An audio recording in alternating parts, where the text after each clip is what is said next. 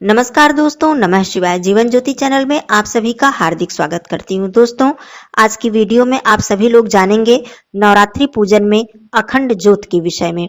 अखंड ज्योत के विषय में संपूर्ण जानकारी आपको मिलने वाली है, जैसे कि अखंड ज्योत किस प्रकार जलाएं, क्या नियम है, क्या व्रत रखकर ही हम अखंड ज्योत जला सकते हैं, यदि हम अखंड ज्योत जलाते हैं तो उसके साथ क्या क्या सावधानियां हमें रखनी है, किस प्रकार से हम अखंड ज्योत जलाएं और उसका पूजन किस प्रकार से करें, कौन सी ऐसी गलतियां हैं जो हमको अखंड ज्योत जलाने के बाद बिल्कुल नहीं करनी है, क्या क्या सावधानियां रखनी है। दोस्तों, संपूर्ण जानकारी पूजन से लेकर और अखंड ज्योत को जलाने से लेकर उसके विषय में जो जो नियम है सभी आपको इस वीडियो में मिलने वाले हैं। वीडियो में आप लोग अंत तक जरूर बने रहिएगा। चैनल पे पहली बार है तो चैनल को जरूर सब्सक्राइब कर लीजिएगा। वीडियो आपको पसंद आता है तो एक लाइक जरूर कीजिएगा। कमेंट बॉक्स में जय माता दी जरूर लिखिएगा। दोस्तों, जिस प्रकार नवरात्रि पूजन में हमें व्रत रखना, कलश की स्थापना करना, जौ बोना, ये सारे नियम हम करते हैं, उसी प्रकार अखंड ज्योत जलाने का भी नियम हम लोग करते हैं। हम लोग अखंड ज्योत जलाते हैं जो कि पूरे 9 दिन तक माता जी के समक्ष जलती है। प्रतिपदा तिथि के दिन हमें अखंड ज्योत जलानी होती है और उसी दिन से पूजन प्रारंभ करके हम 9 दिन तक वो अखंड ज्योत बीच में बुझनी नहीं चाहिए, ऐसा नियम है।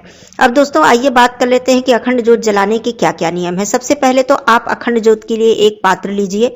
आप मिट्टी का भी बड़ा दिया जो होता है, मिट्टी का बड़ा पात्र जो आता है एक, वो भी ले सकते हैं। और अखंड ज्योत जलाने के लिए बड़े धातु के दिए भी आते हैं, वो भी आप लोग ले सकते हैं। एक बहुत ही अच्छा दीपक आता है जिसमें बीच में बाती लगानी होती है। वो दीपक ऐसा होता है कि जल्दी बुझने का डर नहीं रहता है और धीरे धीरे वो जलता रहता है।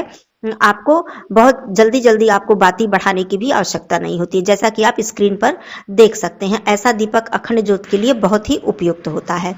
ये तो बात हो गई कि दीपक के विषय में। यदि आप मिट्टी का दिया लेते हैं तो उसको रात भर पानी में भिगो दें और सुबह उसको पोंछकर साफ करके आप उसको इस्तेमाल करें। अब अखंड ज्योत जलाने की बात आती है कि तो कब जलाना चाहिए हमें।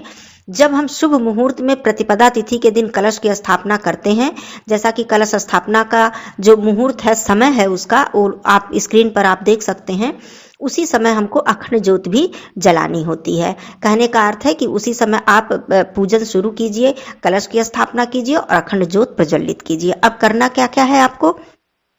पहली बात तो आपका जो पात्र है इतना बड़ा होना चाहिए कि उसमें कम से कम 100 ग्राम तेल और या घी उसमें आ सके, जिससे कि बार बार आपको बाती बढ़ाने की, बार बार तेल डालने की आवश्यकता ना पड़े। एक बार सुबह दिन भर वो चल जाए और फिर शाम को एक बार आप डालें, जिससे कि वो रात भर चल जाए। इतना बड़ा पात्र अवश्य ही रखें यदि आप पूरे 9 दिन तक अखंड ज्योत जलाते हैं। दोस्तों, सबसे पहले तो आप माता जी के समक्ष बैठिए, स्नान करके स्वच्छ वस्त्र धारण करके आसन लगा के माता जी की प्रतिमा स्थापित कीजिए। उसके बाद आप कलश की स्थापना कीजिए। कलश स्थापना के विषय में वीडियो उपलब्ध है चैनल पे, आप लोग देख सकते हैं। आज बात होगी अखंड ज्योत के विषय में। उसके बाद आप अखंड ज्योत का जो पात्र है वो अपने सामने रखें और अखंड ज्योत ऐसे ही नहीं उसमें तेल डाल दिया, बाती डाल दी और प्रज्वलित कर दिया, ऐसे नहीं करना चाहिए। सबसे पहले आप उनके लिए एक आसन तैयार करें। आसन आप चाहें तो गाय के गोबर का भी आसन दे सकते हैं, या चाहें तो अष्टदल कमल बनाकर आप आसन दे सकते हैं, या फिर हल्दी और आटे का चौक बनाकर आप आसन दे सकते हैं। कभी भी अखंड ज्योत जो है, जो दीपक है, उसको कभी भी जमीन पर मत रखिएगा, या फिर लकड़ी के किसी खाली पाटे पर या पटरी पर मत रखिएगा। यदि आप लकड़ी के किसी पटरी पर रखते हैं तो उस पर आप लाल वस्त्र जरूर बिछाएं और छोटी सी रंगोली जरूर बना दें, या तो फिर अक्षत और पुष्प आप उस पर डालकर तभी अखंड ज्योत को रखें। अब आपको क्या करना है कि जिस भी पात्र में आप अखंड ज्योत जला रहे हैं वहां पर आसन देने के बाद आप वहां रखें। फिर उसमें वहां पे चंदन अर्पित करें, थोड़ा सा जल गिरा के, जैसे कि ये आप भाव रखें कि माँ लक्ष्मी जी के चरणों को आप धो रहे हैं, स्नान करा रहे हैं। पुष्प अर्पित करें, धूप दीप करें। उसके बाद आप उस पात्र में तेल डालें और जो बाती है वो कलावा की बाती यदि आप लेते हैं तो बहुत ही उत्तम है। आप कलावा की बड़ी बाती आप ले लें, नहीं तो लाल कपड़े की, जो सूती कपड़ा आता है, नया कपड़ा, उसको धुल के सुखा के आप लाल कपड़े की भी बाती बना सकते हैं। रुई की भी बाती बनाई जाती है, ऐसी कोई बात नहीं है। आप बड़ी बाती बना लें और बाती को थोड़ा सा अच्छे से बनाएं, जिससे कि आपका ज्योत जो है वो टिक कर अच्छे से जलता रहे। उसके बाद आप बाती डालें, तेल डालें। जब आपने पूजन वगैरह सब कर लिया, प्रणाम करें। आप मन में यह भाव रखें कि साक्षात माँ लक्ष्मी जी का वास है ज्योत में, और भाव यह रखना भी चाहिए क्योंकि साक्षात जो ज्योत है, जो दीपक है, वो माँ लक्ष्मी जी का ही स्वरूप है। तो उनका भाव रख के उन्हें प्रणाम करें। और दीपक जब आप प्रज्वलित कर रहे हैं तो जयंती मंगला काली भद्रकाली कपालिनी दुर्गा क्षमा शिवा धात्री स्वाहा स्वधा नमोस्तुते, इस तरह मंत्र का जप करते हुए, मंत्र में यदि आप मंत्र का जप नहीं कर सकते हैं तो मन ही मन माता जी का जयकारा लगाते हुए, माता जी का जो भी आपको मंत्र श्लोक जो भी आपको आता है, आप निरंतर उनका ध्यान करते हुए दीपक को आप प्रज्वलित कर दें। माता जी के प्रतिमा के दाहिने तरफ आप दीपक रखें। घी का दीपक भी आप जला सकते हैं और तेल का दीपक भी आप जला सकते हैं, इसमें कोई बात नहीं है। कलावा की बाती रखते हैं तो बहुत ही अच्छी बात है। अब आपने दीपक प्रज्वलित कर दिया। अब दीपक प्रज्वलित करने के बाद के क्या क्या नियम है वो मैं आप लोगों को बताती हूँ। दोस्तों, सबसे पहली बात तो मैं बताती हूँ कि जब जब आप पूजन करेंगे, चाहे वो संध्या का समय हो चाहे वो सुबह, क्योंकि नवरात्रि पूजन में चाहे हम व्रत रखते हैं या नहीं रखते हैं, 9 दिन हम सुबह और शाम दोनों समय माता रानी का पूजन अर्चन, भोग प्रसाद और आरती करते ही करते हैं। तो यदि आपने अखंड ज्योत जलाया है, कलश की स्थापना की है, तो जिस प्रकार आप माता जी की पूजन करते हैं, प्रतिमा की पूजा करते हैं, उसी प्रकार आपको कलश और अखंड ज्योत की पूजा करनी है। ऐसा नहीं कि आप एक दिन जला दिए उसके बाद आपने दोबारा पूजन नहीं किया। आप प्रतिदिन अखंड ज्योत को माँ लक्ष्मी जी का स्वरूप मानकर आप चंदन, पुष्प, थोड़ा सा आप जल नीचे बगल में गिरा देंगे और धूप दीप आरती अवश्य करेंगे। ये आपको प्रतिदिन करना है। अब आती है बात दूसरे नियम की कि कभी भी आपको अखंड ज्योत को अकेला छोड़कर, जैसे घर में मान लीजिए आप 2 परिवार हैं या कम परिवार हैं, आप अकेली हैं, तो आपको कहीं आवश्यकता पड़ी तो आपने अखंड ज्योत घर में जल रही है और आप दरवाजा बंद करके, ताला बंद करके आप चली गई, ऐसा आपको बिल्कुल नहीं करना। इस बात का पहले से आपको ध्यान रखना है कि आप यदि घर से कहीं जा रही हैं तो घर में कोई ना कोई सदस्य अवश्य मौजूद होना चाहिए, क्योंकि अखंड ज्योत को कभी भी अकेला नहीं छोड़ा जाता है। ये हो गया नियम। दूसरा नियम आपको क्या ध्यान रखना है कि कभी भी अस्वच्छ हाथ से, जैसे कि आप किचन में हैं, भोजन बना रही हैं, आपने देखा कि ज्योत की जो बाती है वो बढ़ानी है, तो आप आई और तुरंत बढ़ा दिया आपने, ऐसा नहीं करना है। जब भी आप दीपक में तेल डालेंगी या बाती बढ़ाएंगी, इसीलिए पहले ही मैंने बता दिया कि आप जब बड़ा पात्र लेंगी और अच्छे से बाती बनाएंगी तो आपको बार बार जाकर बाती बढ़ाने की और बार बार तेल डालने की आवश्यकता नहीं पड़ेगी। संध्या के समय स्नान करके जब आप पूजन करने बैठेंगी तो उसी समय आपने बाती को फिर से बढ़ा दिया और फिर से उसमें तेल डाल दिया। लेकिन आवश्यकता हो सकता है बीच में पड़ जाए, ऐसी बात नहीं है, तो आप हाथ पैर धुले। और जो भी, ऐसा नहीं है कि परिवार में मान लीजिए कई सदस्य हैं तो कोई भी गया तेल डाल दिया, कोई भी गया बाती बढ़ा दिया, ऐसा बिल्कुल नहीं करना है। आपको जब भी करें तो स्वच्छ हाथ होना चाहिए, हाथ पैर धुल लें, उसके बाद आप बाती बढ़ाएं। और प्रयास यही करें कि शौच वगैरह यदि जाना है तो तुरंत स्नान कर लें। उस बाथरूम यदि आप जाती हैं तो पानी का इस्तेमाल करें। इस तरह से अपने आप को, कहने का अर्थ है अपने शरीर को स्वच्छ रखकर ही आप अखंड ज्योत को छुएं, और जब भी बाती और तेल की आवश्यकता हो तो आप उसको करें।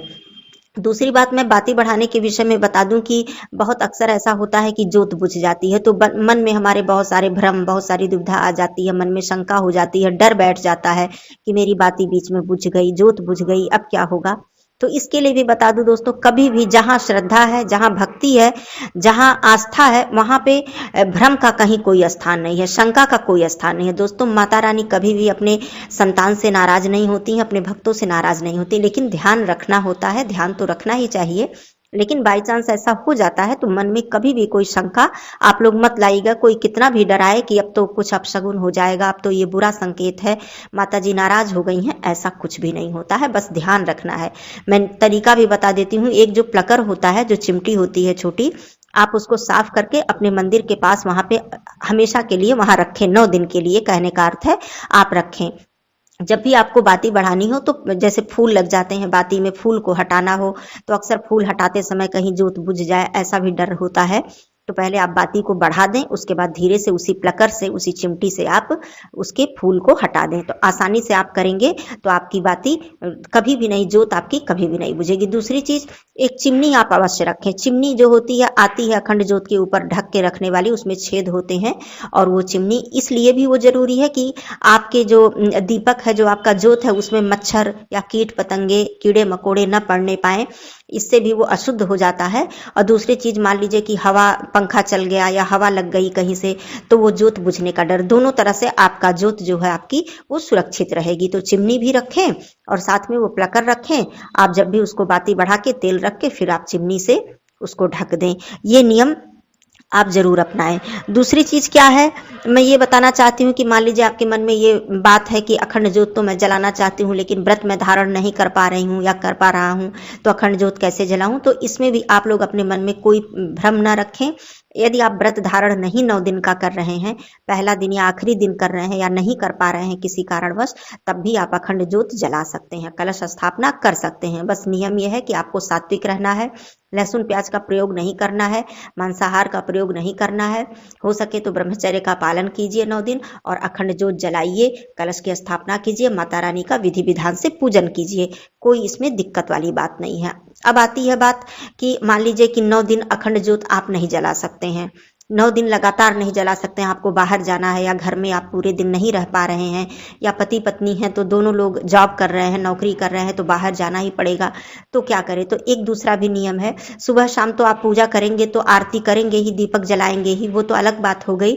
अखंड जोत का एक और भी नियम है कि रात्रि अखंड जोत भी हम लोग जलाते हैं। कहने का अर्थ है कि सुबह आपने पूजन कर लिया, मान लीजिए आपको नौकरी पे जाना है, आपने घर में पूजा पाठ करके अपने कार्य को करके आप बाहर चले गए। शाम को तो सभी लोग घर पे आते ही हैं, एक समय निर्धारित होता है, आप उस समय आए, आपने स्नान किया, नहा धोकर फिर आपने माता रानी का पूजन किया, भोग प्रसाद अर्पित किया, आरती किया। अब इस समय आप जब एक दीपक आप प्रज्वलित कीजिए, वहां पर जो साफ दीपक आपको प्रज्वलित करना है। यदि इस तरह का दीपक प्रज्वलित करते हैं तो वही दीपक आपको रोज रोज नहीं प्रज्वलित करना है, उसको धुल कर साफ करके तब उसको प्रयोग में लाना है। धातु का दीपक है यदि, और मिट्टी का है तो नया दीपक आप आपको रोज का रोज प्रज्वलित करना है, जो मैं रात्रि का अखंड ज्योत में बता रही हूँ। तो शाम को जब आप पूजन करते हैं, आरती करने के बाद आप वहां पे जोत, पहले ही पूजन करने जब आप बैठते हैं तो आप जोत वहां पे जला दीजिए। कहने का मतलब एक दीपक जला दीजिए, थोड़ा बड़ा दीपक हो, और उसमें तेल पर्याप्त डाल दीजिए। पूरी रात्रि आपका अखंड जोत माता रानी के समक्ष जलता रहे। आप 9 दिन तक इस तरह भी आप कर सकते हैं कि रात्रि के समय पूरी रात्रि अखंड जोत आपका जल रहा है, फिर आपने सुबह पूजन अर्चन किया, फिर आप शाम को जब आए तो फिर इसी तरह से 9 दिन तक ऐसे भी नियम आप कर सकती हैं। यदि आप घर पे पूरे दिन नहीं रह रही हैं तब मैं ये नियम बता देती हूँ।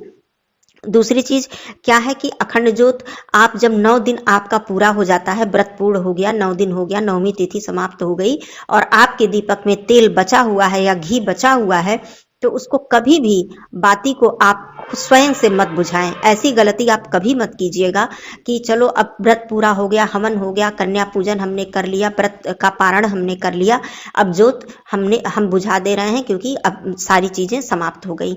जानते हैं दोस्तों, इस बात का ध्यान रखिए, कभी भी किसी भी पूजा की मैं बात करती हूँ, चाहे वो छोटा दीपक आप जलाएं चाहे अखंड जोत जलाएं, जितना ही पुण्य हमें जोत जलाने का, दीपक जलाने का होता है, उतना ही पाप लगता है यदि हम दीपक अपने हाथ से बुझाते हैं।